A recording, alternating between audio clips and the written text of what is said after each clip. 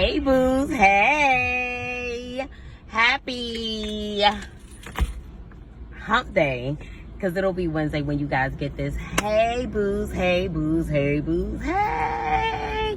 So I am back with another message. This is our 6th installment of how to catch a thief, how to disarm the narcissist in your life. So let me tell you who I is. I am Regal Essence. I am Queen TV. I'm Queen TV After Dark. I am Life is a Love Goddess. I am Life is a Laid Back Mom. I'm your ray of sunshine in the afternoon time. I'm your crystal healer and dealer. I'm your past life princess, and I'm somebody's pre-K teacher, y'all. So hey boos, hey. We about to get into this. Okay, so excited to bring you guys this message. So last week we talked about, I hope this isn't I hope y'all can't hear this background noise. So last week we talked about cognitive dissonance, right? And I don't want to just leave you guys with this big huge term and then it's like, okay, so like I am in cognitive dissonance. No, now what, right?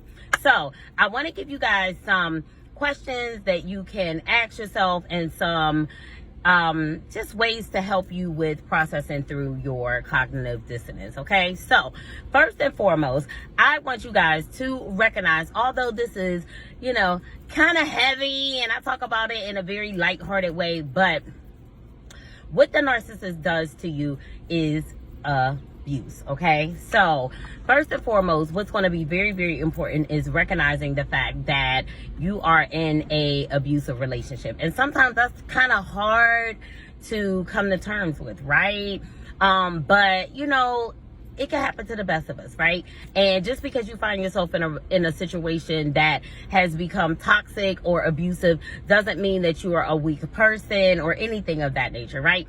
It actually means that you're pretty damn dope. You know what I'm saying? You're a pretty damn dope person. Your energy is the bomb. And, that is why you tend to attract narcissists. Or like said, a lot of times empaths are the ones who attract narcissists, right? So it actually says a lot about you, right? So it's not that you're a weak person or anything of that nature. However, we have to be honest about exactly what is going on. And it is abuse, right? So you have to ask yourself certain questions like, why is it okay for me to be in an abusive relationship? Why is it okay for me to be mistreated, right? Why am I accepting these types of behaviors, okay? And cognitive dissonance can happen in any area of your life, in your relationships. It can happen in your health. It can happen with your eating. Any area, right? Any area where you believe one thing, but you are doing the opposite, right? Any area where there is a conflict in your belief system, right? And basically the things that you are accepting or perhaps the behaviors that you are exhibiting, regardless to what it is that you truly believe, right? So if you believe in eating healthy, but yet you're still not eating healthy as you should be, you have to ask yourself these questions, right? So in a narcissistic relationship, the first thing you want to do is come to terms with the fact that narcissists are abusive, right? And come to terms with the fact that what you are experiencing is abuse, right? So that was a big one for me because it was just like, ooh, like abuse is a big word. Like, yeah, like why would I accept abuse, right? Why would I accept something that isn't fulfilling for me? Why would I accept something that is actually detrimental to my health, right? So, sorry y'all, I am in the shade, so the light is flickering. I had to move out of the sun so I wouldn't be sweating on this here video. So you want to come to terms with exactly what is really going on. And that is the fact that you are in an abusive relationship, right? And then you want to come to terms with, okay, how can I resolve this situation, right? How do I get out of this situation? How can I construct a real plan that is going to help me get to a better state or a better situation? This is crazy, y'all. Sorry. I'm going to just leave it alone. I'm going to let it do what it do. I'm going to let it do what it do. So you have to come up with a concrete plan as to how exactly I am going to get out of this situation. Come up with a real plan. Put people in place that are going to keep you accountable, right? Let people know what is going on. Not a lot of people, right? Because oftentimes when we're with a narcissist, they probably have alienated us against a lot of people, right?